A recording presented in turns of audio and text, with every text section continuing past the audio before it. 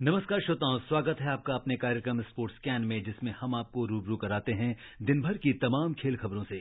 आज के sports scan के इस अंक के साथ मैं हूं सिद्धार्थ सिंह और तमाम खेल खबरों पर विस्तार से चर्चा करने के लिए स्टूडियो में मौजूद हैं वरिष्ठ खेल पत्रकार मनोज जोशी। मनोज, स्पोर्ट्स स्कैन कार्यक्रम में आपका स्वागत है। धन्यवाद। सबसे पहले नजर आज की खेल सुर्खियों पर। एशियाई मुक्केबाजी चैंपियनशिप के चौथे दिन भारत ने शानदार प्रदर्शन करते हुए 4 स्वर्ण और 1 रजत पदक जीता। महिलाओं के पदकों की संख्या 7 हुई।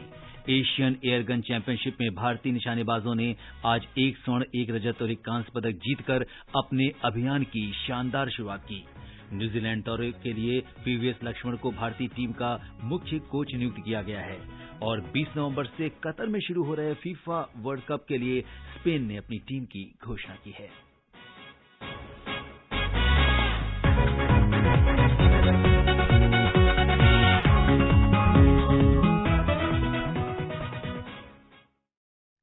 खेल खबरों में सबसे पहले बात करते हैं एशियाई मुक्केबाजी चैंपियनशिप की, जिसमें भारतीय महिला मुक्केबाजों ने शानदार प्रदर्शन करते हुए 4 स्वर्ण, 1 रजत और 2 कांस्य सहित कुल 7 पदक जीते।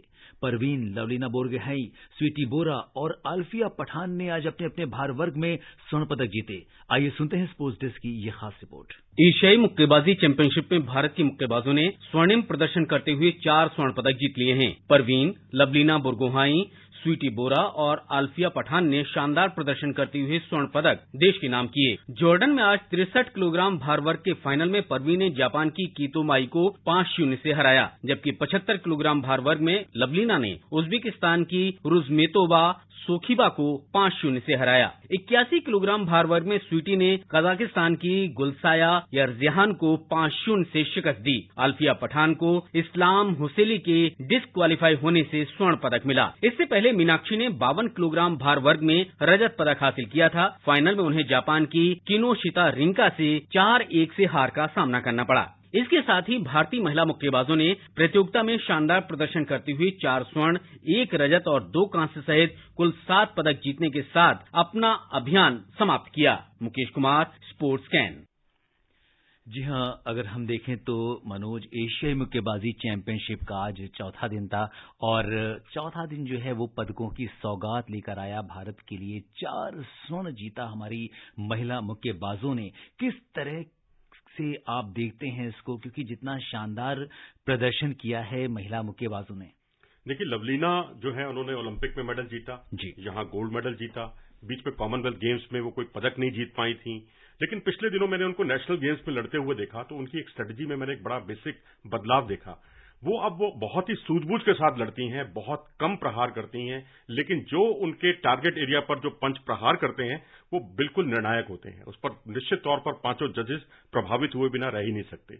और उन्होंने स्वीटी बोरा को हराया था, मुझे याद है, तब स्वीटी बोरा बहुत नाराज हुई थी, बहुत परेशान हुई थी, लेकिन दोनों एक ही वजन में थी। मैं कहूंगा बहुत अच्छी बात है जो सर्वसम्मति से इन्होंने आपस में सूझबूझ का परिचय देते हुए वजन चेंज कर लिया। अब 81 केजी में आ गई हैं, तो अब अच्छा है। स्वीटी ने भी गोल्ड जीत लिया और लवलीना ने भी गोल्ड जीता। और प्रवीण हुड्डा जो है वो रुड़की से ताल्लुक रखती हैं और मंगोलियाई बॉक्सर को इन्होंने पहले हराया। और वर्ल्ड चैंपियनशिप में जब ये ब्राउंज जीतकर आई थी तो तभी से इन्होंने एक तरह से ट्रेलर दिखा दिया था कि वो आगे और भी अच्छा प्रदर्शन करने की कुव्वत रखती हैं। वहीं अल्फिया पठान जो है, ये 2016 की जो वर्ल्ड चैंपियन को जब इन्होंने हराया था तो इन्होंने अपने इरादे जाहिर कर दिए थे और अब जिस तरह से इन्होंने यूनानिमस डिसीजन से वो हराती चली गई। एलोरा कप में भी उन्होंने उसी वर्ल्ड चैंपियन को हराया था। तो बड़े बड़े मुक्केबाजों को जब आप हराते हैं तो आपका आत्मविश्वास 7वें आसमान पर होता है और आपको इस तरह से पारितोषिक मिलता है एशियाई चैंपियनशिप में गोल्ड मेडल जीतकर। बिल्कुल, और सबकी नजर, जितने भी जो फैंस थे उनकी नजर जो है इस पर लगी हुई थी।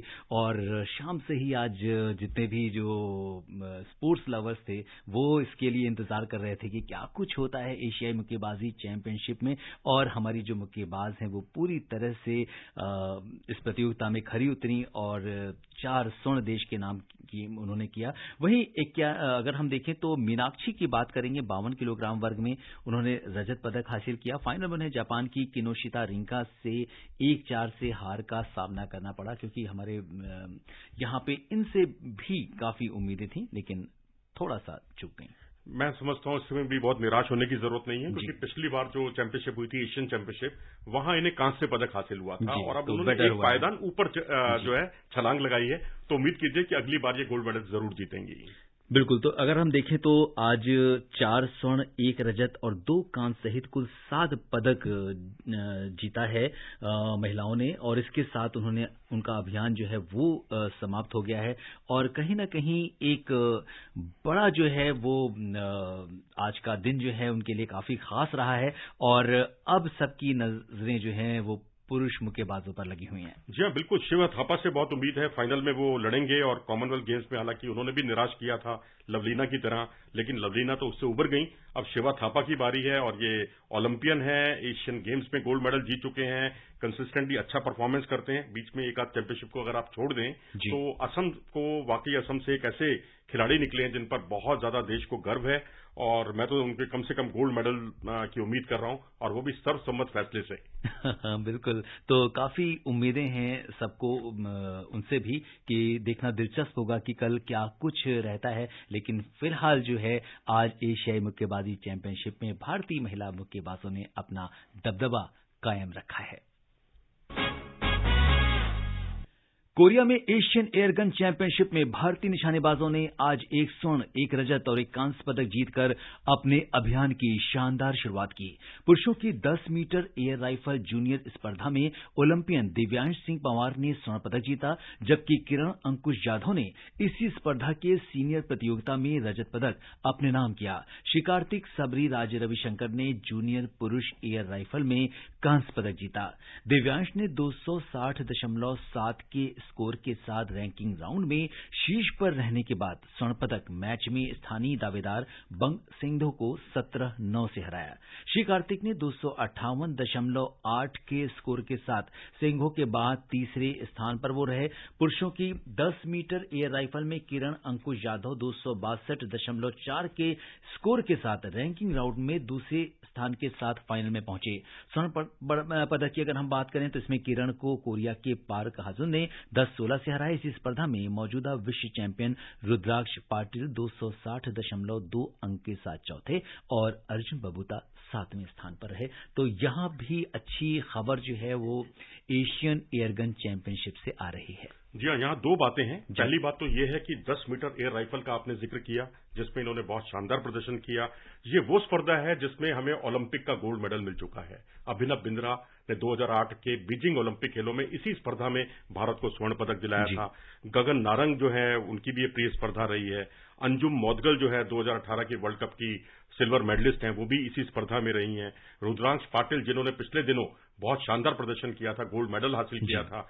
लेकिन यहां दूसरी जो मैं बात कहना चाह रहा हूं वो ये है कि दिव्यांश सिंह पंवार ने रुद्रांश पाटिल जो कि वर्ल्ड चैंपियन रहे उनको पराजित किया है, और वो जो है चौथे स्थान से उन्हें संतोष करना पड़ा है। इससे आप अंदाजा लगा सकते हैं कि एक ही स्पर्धा में कितना जबरदस्त कंपटीशन है। जबकि रुद्रांश ने किरण जाधव, जिनका आपने जिक्र किया अभी थोड़ी देर पहले, जिनको सिल्वर मेडल हासिल हुआ है, उनके साथ मिलकर उन्होंने टीम का खिताब जीता था वर्ल्ड कप में। तो अब किरण जाधव को पीछे छोड़ना, रुद्रांश को पीछे छोड़ना, और खुद ओलंपियन है क्योंकि उन्होंने ओलंपिक कोटा हासिल किया था पिछली बार, तो इनसे अब देश को बहुत ज्यादा उम्मीदें बढ़ गई हैं, ओलंपिक में पहुंचने की नहीं बल्कि ओलंपिक में मेडल जीतने की।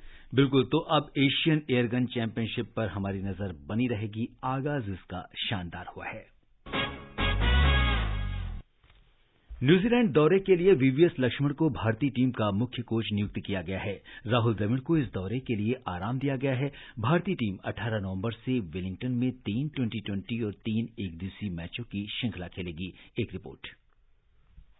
राष्ट्रीय क्रिकेट अकादमी के प्रमुख वीवीएस लक्ष्मण न्यूजीलैंड के आगामी दौरे के लिए भारत के कार्यवाहक मुख्य कोच होंगे, क्योंकि राहुल द्रविड़ के नेतृत्व वाले कोचिंग स्टाफ को T20 विश्व कप के बाद विश्राम दिया गया है। भारत 18 नवंबर से वेलिंगटन में 3 T20 और 3 एकदिवसीय मैचों की श्रृंखला खेलेगा। इस दौरे पर नियमित कप्तान रोहित शर्मा, बल्लेबाज विराट कोहली, केएल राहुल और स्पिनर रविचंद्रन अश्विन जैसे वरिष्ठ खिलाड़ियों को विश्राम दिया गया है, और वहीं T20 विश्व कप के बाद पूरे कोचिंग स्टाफ को भी ब्रेक दिया गया है। ये पहली बार नहीं होगा जब लक्ष्मण भारतीय टीम की कमान संभालेंगे। इससे पहले उन्होंने जिम्बाब्वे, आयरलैंड और दक्षिण अफ्रीका के विरुद्ध खेली गई श्रृंखला के दौरान भारत को कोचिंग दी थी। ऑलराउंडर हार्दिक पांड्या T20 श्रृंखला में टीम की अगुवाई करेंगे, जबकि अनुभवी सलामी बल्लेबाज शिखर धवन एक दिवसीय टीम की कप्तानी करेंगे। इसके बाद बांग्लादेश में टीम की अगुवाई करने के लिए रोहित की वापसी होगी। कोहली और अश्विन बांग्लादेश दौरे के लिए भी टीम में वापसी करेंगे, जहां भारत 4 दिसंबर से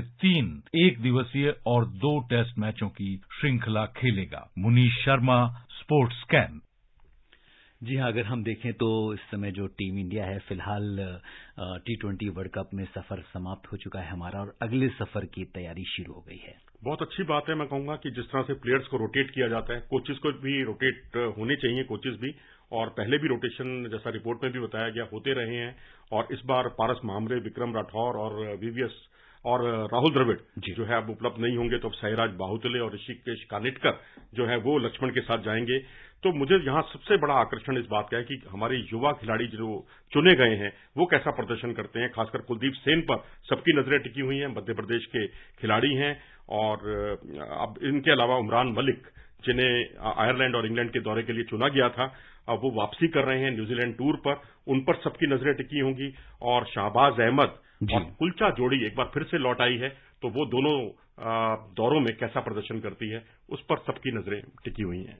बिल्कुल। और ऑलराउंडर हार्दिक पांड्या जो है T20 श्रृंखला में टीम की अगुवाई करने वाले हैं, जबकि शिखर धवन जो है वो ODI टीम की कप्तानी करेंगे। जी हाँ, बिल्कुल। और अगर देखा जाए तो हार्दिक पांड्या को तो भविष्य का T20 का कप्तान भी कहा जा रहा है, माना जा रहा है, क्योंकि गुजरात टाइटंस को पहले ही साल में खिताब दिलाने में उनकी बहुत बड़ी भूमिका थी। कप्तान थे वो टीम के, और फ्यूचर के कप्तान उन्हें माना जा रहा है, क्योंकि हमारी औसत आयु जो है टीम की वो भी 30 प्लस है। तो अब जाहिर सी बात है कि अब हार्दिक पांड्या की अगुवाई में कुछ यंग ब्रिगेड आपको भविष्य में बेहतर प्रदर्शन करती हुई दिखाई देगी। फीफा विश्व कप की शुरुआत होने में कुछ ही दिन बाकी रह गए हैं। इसे लेकर प्रतिभागी देशों में सरगर्मियां बढ़ रही हैं। फीफा विश्व कप 20 नवंबर से 18 दिसंबर तक कतर के 5 शहरों में खेला जाएगा। ये किसी अरब देश द्वारा आयोजित होने वाला पहला फुटबॉल विश्व कप है। फ्रांस इसका वर्तमान चैंपियन है। उद्घाटन मैच में मेजबान कतर 20 नवंबर को अल बेयट स्टेडियम में इक्वाडोर से खेलेगा। टूर्नामेंट 8 जगहों पर खेला जाएगा। 32 टीमों को 8 ग्रुप में रखा गया है। फाइनल 18 दिसंबर को लुसैल स्टेडियम में खेला जाना है और ये दिन मेजबान कतर का राष्ट्रीय दिवस भी है।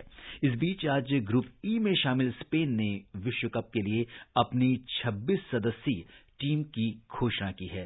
तो अब मनोज, अगर हम देखें तो सारी टीमें जो हैं वो गियर अप हो रही हैं और जो फीफा विश्व कप की जो खुमारी है जिसके लिए जाना जाता है वो अब सबके सर चढ़कर बोलने वाला है और हर टीमें जो हैं वो इसके लिए तैयारी अंतिम चरणों में है।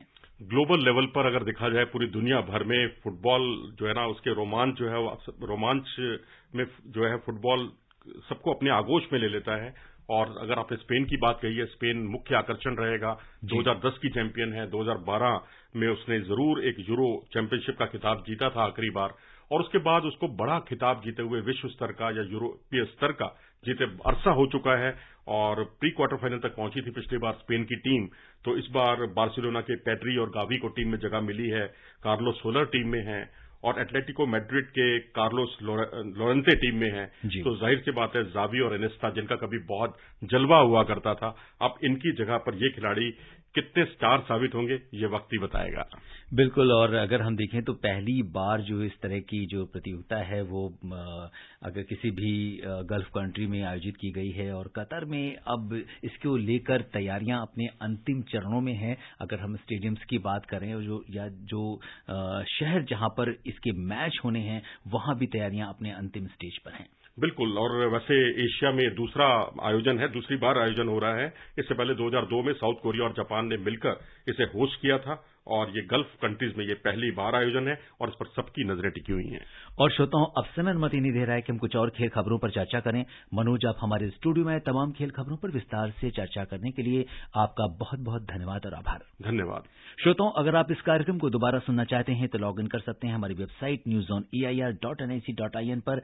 इसी के साथ स्पोर्ट्स स्कैन की पूरी टीम को दीजिए अनुमति। नमस्कार, शिवरात्रि।